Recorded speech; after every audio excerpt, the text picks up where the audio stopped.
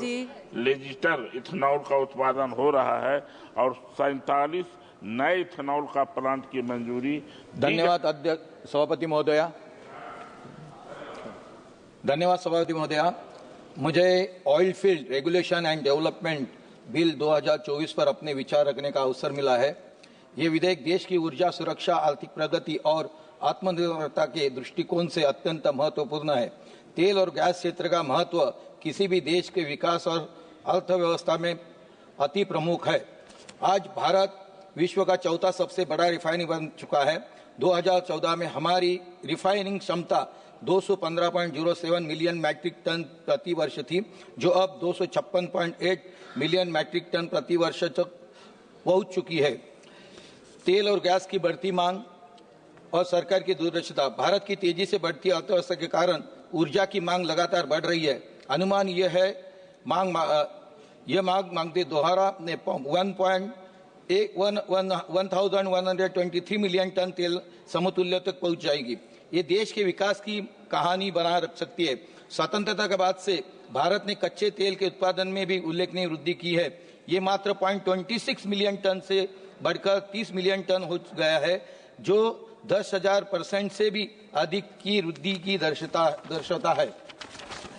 Ethanol उत्पादन में क्रांतिकारी बदल, सरकार ने जैव ईंधन के माध्यम से ऊर्जा की उत्पादकता बढ़ाने के लिए कदम उठाए। 2014 में जहां इथेनॉल की खरीद मात्र 38 करोड़ लीटर थी, वही 2024 में ये 720 करोड़ लीटर तक पहुंच गई है। इसका सीधा परिणाम यह हुआ है कि लगभग 1 लाख करोड़ रुपए की विदेशी मुद्रा की बचत हुई है और 180 लाख मीट्रिक टन कच्चे तेल का आयात प्रतिस्थापित हुआ है।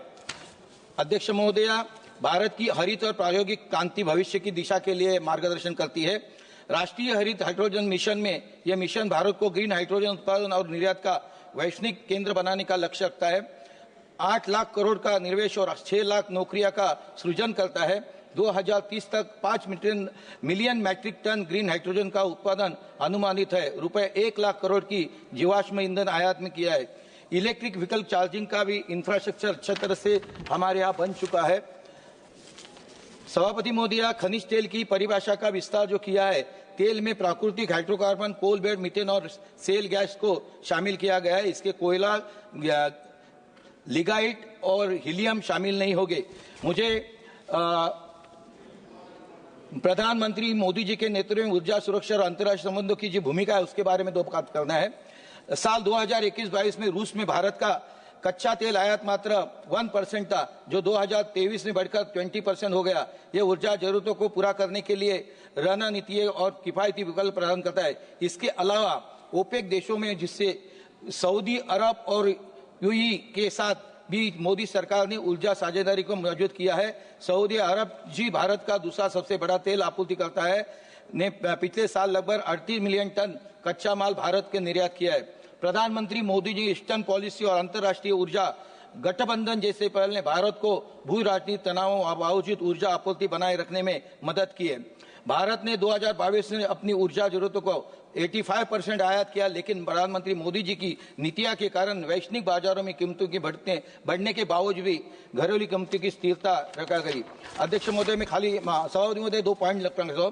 सरकार से मैं पेट्रोल और डीजल के बारे में, मिलावट के बारे में करना चाहता हूं कि मिलावट करने वाले पेट्रोल पंप मालिकों के खिलाफ सख्त कार्रवाई की जाए। दोषी पेट्रोल पंपों के लाइसेंस तुरंत रद्द किए जाए।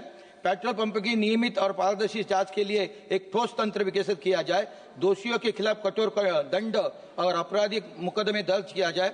जो सिलेंडर ब्लास्ट होता है, सिलेंडर ब्लास्ट होने की घटनाओं में भी बढ़ोतरी देखी जा रही है। इसके लिए मैं सरकार से आग्रह करता हूं, सिलेंडर की गुणवत्ता जांचने के लिए सख्त मानक लागू किया जाए। पुराने और खराब सिलेंडर को तुरंत बाजार से हटाया जाए। सिलेंडर से जुड़ी सुरक्षा मानकों के बारे में जागरूकता अभियान चलाया जाए। सिलेंडर वितरण और रिफिलिंग केंद्रों पर नियमित निरीक्षण सुनिश्चित किया जाए। सिलेंडर फटने के मामलों में दोषी अधिकारियों और कंपनियों के ऊपर कड़ी कार्रवाई की जाए। सभापति महोदया, मेरे मुंबई के बारे में एक चिंता मुझे कह रही है। एक बेहद महत्वपूर्ण और ज्वलंत समस्या की ओर ध्यान आकर्षित करना चाहता हूं। ये समस्या पाइप गैस कनेक्शन की उपलब्धता न होने के कारण पाइप गैस कनेक्शन के लिए 3 साल तक लोगों को रुकना पड़ता है। मुंबई में घनी आबादी है, शहरों में ऊंची ऊंची बिल्डिंग है, उन्हें कनेक्शन नहीं मिल रहा है। इसलिए मेरा कहना है कि पाइप गैस कनेक्शन के केवल अधिक सुरक्षित है, बल्कि ये पर्यावरण के अनुकूल भी है। हरित ऊर्जा की ओर बढ़ने की दिशा में मुंबई को जल्दी से जल्दी पाइप गैस नेटवर्क से जोड़ना बेहद जरूरी है। ये कदम न केवल गैस वितरण में सुधार करेगा, बल्कि हमारे शहर को स्वच्छ करेगा। मेरा 1 मिनट में अनुरोधन है, 3 साल से अधिक समय से पाइप गैस कनेक्शन के लिए प्रतीक्षा कर रहे आवेदनों को प्राथमिकता से आधार पर पूरा किया जाए। पाइप गैस का नेटवर्क के विस्तार के लिए ठोस योजना बनाई जाए, ताकि अधिक से अधिक घरों में ये सुविधा मिले। ऊंची इमारती और हाउसिंग सोसाइटी में सिलेंडर के उपयोग को चरणबद्ध तरीके से कम घटने के लिए कदम उठाया जाए। सभापति महोदया, ये मुद्दा केवल